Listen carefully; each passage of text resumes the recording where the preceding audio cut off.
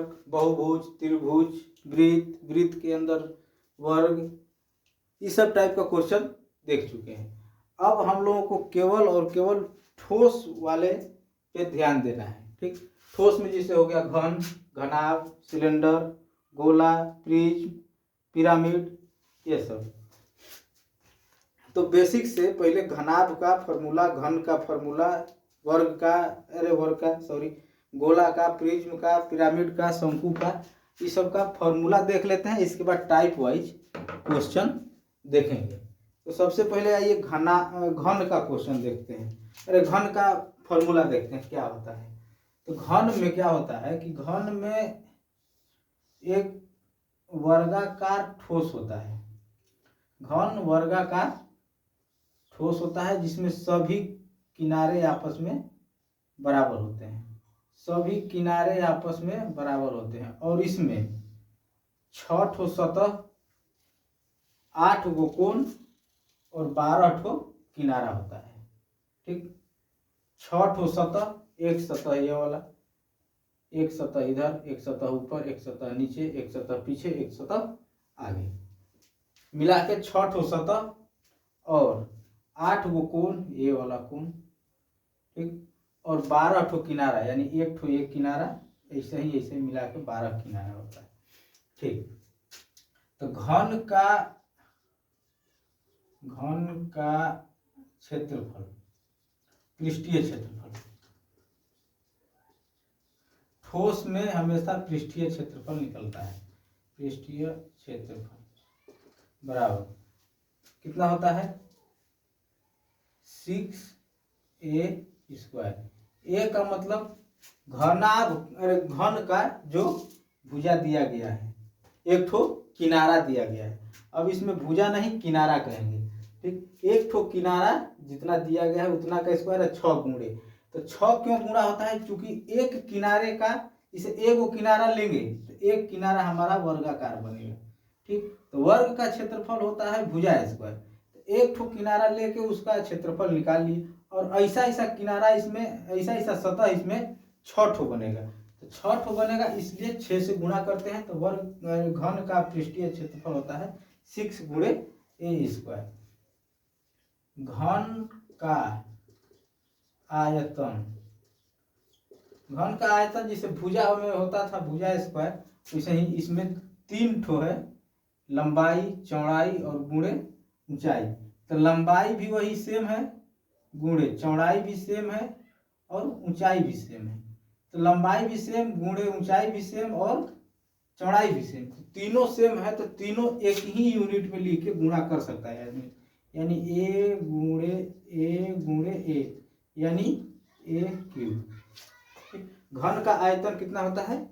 a³ इसलिए होता है कि तीनों इकाई लंबाई, चौड़ाई और ऊंचाई बराबर होता है, इसलिए तीनों का गुणा करेंगे एक ही यूनिट में, तब क्यू आ जाएगा। और घन का विकर्ण कितना होता है? घन का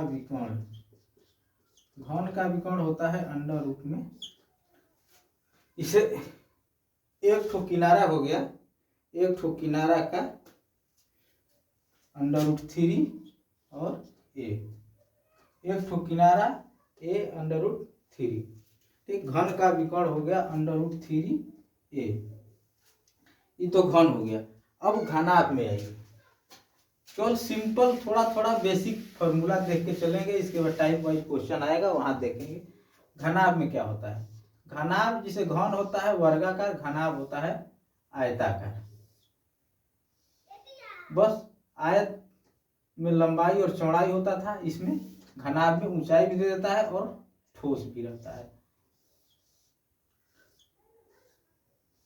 जिसे घन में देखे हम लोग की लंबाई, चौड़ाई, ऊंचाई तीनों सेम था, लेकिन इसमें लंबाई कुछ अलग यूनिट में, चौड़ाई कुछ अलग यूनिट में और ऊंचाई कुछ अलग यूनिट में रहता है।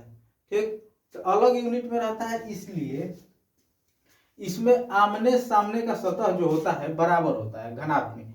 मतलब एक ठो ये सतह, यहाँ से ये वाला सतह एक ठो ये बनेगा, ये सतह एक ठो बना और इधर का एक ठो ये सतह बना, ये सतह हमेशा बराबर रहता है। मतलब आमने सामने का सतह हमेशा बराबर रहता है, तो एक सतह आयताकार है, तो एक सतह आयताकार निकालने के लिए हम क्या करते थे, लंबाई गुणे चौड़ाई आयताकार में। तो लंबाई गुणे चौड़ाई, एक सतह इधर का और एक सतह इधर का, तो इसमें हो जाएगा 2 लंबाई चौड़ाई।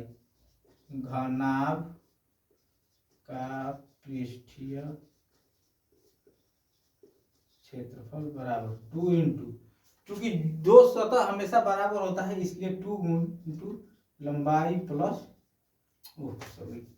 लंबाई गुणे चौड़ाई प्लस चौड़ाई गुणे ऊंचाई प्लस ऊंचाई गुणे लंबाई।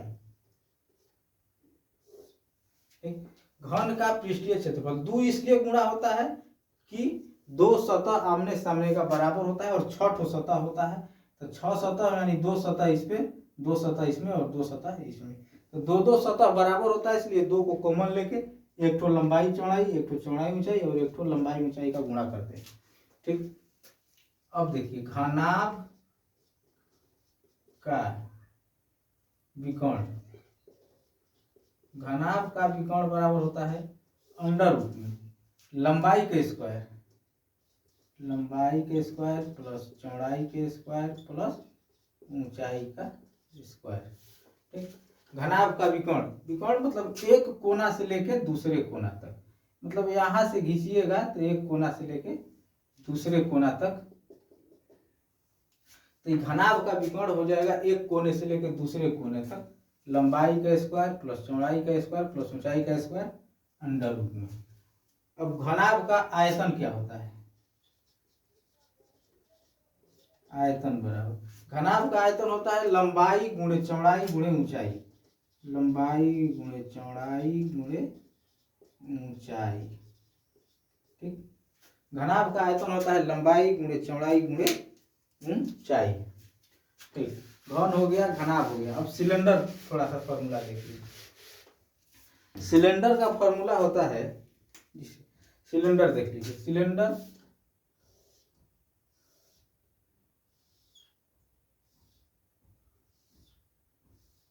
पाइप के आकार का।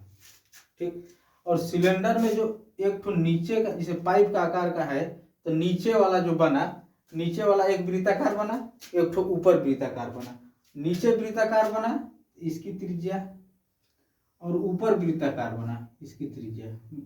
पाइप अगर नीचे और ऊपर दोनों तरफ बराबर है तो ये त्रिज्या दोनों बराबर होगी, और ये हो गया ऊंचाई। ठीक, तो ये कितना ये हो जाता है सिलेंडर यानी बेलन, बेलन का पृष्ठीय क्षेत्रफल बराबर, बेलन का पृष्ठीय क्षेत्रफल बराबर कितना होता है 2 pi r h plus pi r square, ये तो संपूर्ण पृष्ठीय क्षेत्रफल होता है। बेलन का पृष्ठीय क्षेत्रफल होता है 2 pi r H, 2 pi r H. बेलन का संपूर्ण पृष्ठीय क्षेत्रफल होता है 2 पाई आर एच।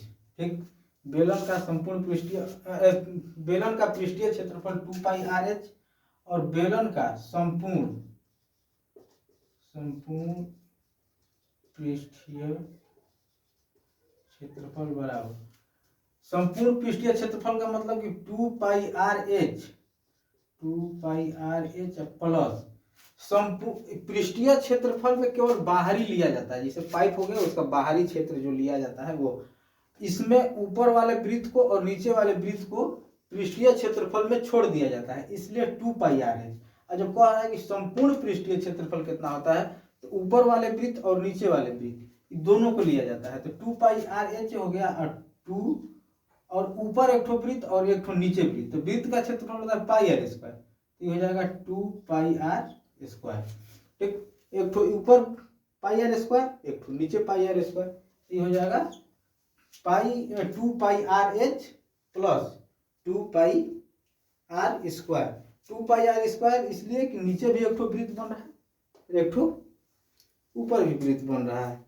ठीक, अब बेलन का आयतन क्या होता है, आयतन, आयतन बराबर बेलन का आयतन होता है pi r square h, pi r square. एक चीज और जान लीजिए, अगर संपूर्ण चाहे पृष्ठीय क्षेत्रफल निकालना हो या संपूर्ण पृष्ठीय क्षेत्रफल निकालना हो तो क्षेत्रफल हमेशा वर्ग में होता है, क्षेत्रफल हमेशा वर्ग में होता है यानी स्क्वायर में होता है। ठीक, क्षेत्रफल हमेशा वर्ग में होता है यानी स्क्वायर में होता है, और आयतन हमेशा क्यूब में होता है। ठीक, इकाई क्यूब में, क्षेत्रफल हमेशा इकाई क्यूब में होता है, और आयतन हमेशा इकाई क्यूब में होता है, और क्षेत्रफल हमेशा वर्ग में होता है। वर्ग में लगभग इतना ही रहता है। ठीक, अब देखिए आयतन शंकु का, शंकु क्या होता है।